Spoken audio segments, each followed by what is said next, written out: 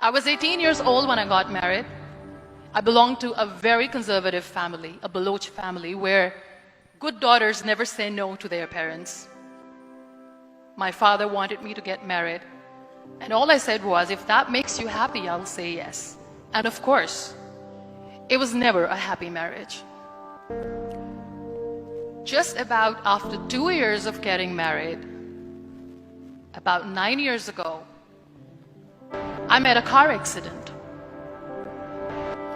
Somehow my husband fell asleep and the car fell in the ditch.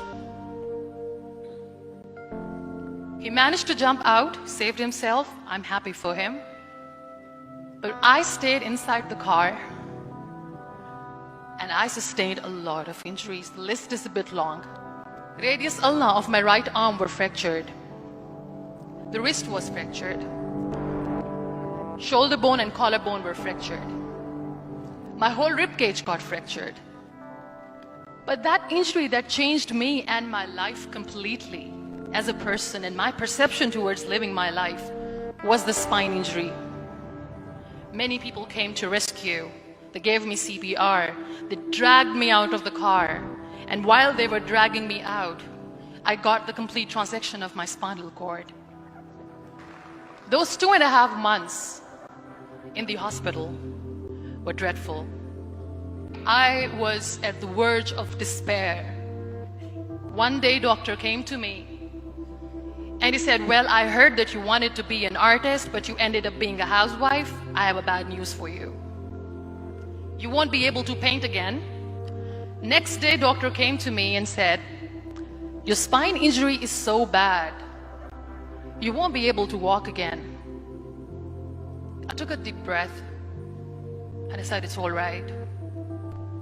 The very next day, doctor came to me and said, because of your spine injury and the fixation that you have in your back, you won't be able to give birth to a child again.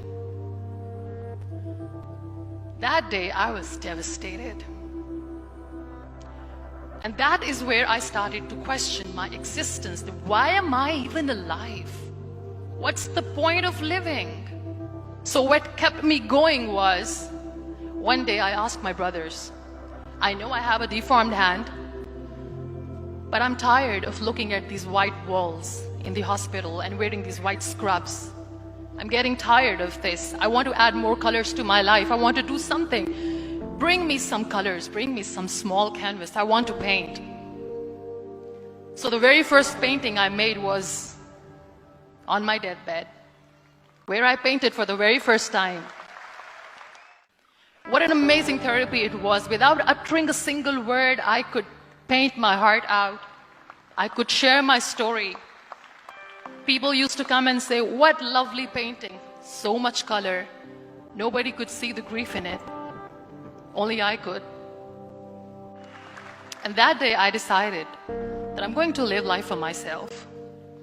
I am not going to be that perfect person for someone. I am just going to take this moment and I will make it perfect for myself. That day I decided that I'm going to fight my fears.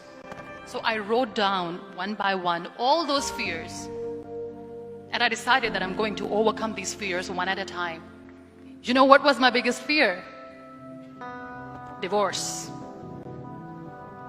But the day I decided that this is nothing but my fear, I liberated myself by setting him free. And I made myself emotionally so strong that the day I got the news that he's getting married, I sent him a text that I'm so happy for you and I wish you all the best. And he knows that I pray for him today. My biggest fear, number 2, was I won't be able to be a mother again. And that was quite devastating for me. But then I realized there are so many children in the world, all they want is acceptance. So there is no point of crying, just go and adopt one. And that's what I did. I gave my name in different organizations, different orphanages. 2 years later, I got this call from a very small city in Pakistan. I got a call and they said, are you Muniba Mazari? There is a baby boy and would you like to adopt? And when I say yes, I could literally feel the labor pain. I said, yes, yes, I am going to adopt him. I am coming to take him home. And that day, I was 2 days old, and today he's 6.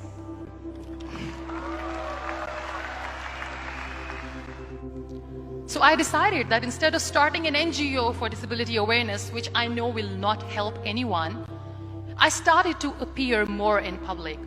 I started to paint. I have done a lot of modeling campaigns, different campaigns for brands like Tony and Guy. I decided that I'm going to join the national TV of Pakistan as an anchor person, and I've been doing a lot of shows for the last 3 years. I became the National Goodwill Ambassador for UN Women Pakistan, and now I speak for the rights of women, children. I was featured in BBC 100 Women for 2015. I'm one of the Forbes 30 under 30 for 2016. So when you accept yourself the way you are, the world recognizes you. It all starts from within.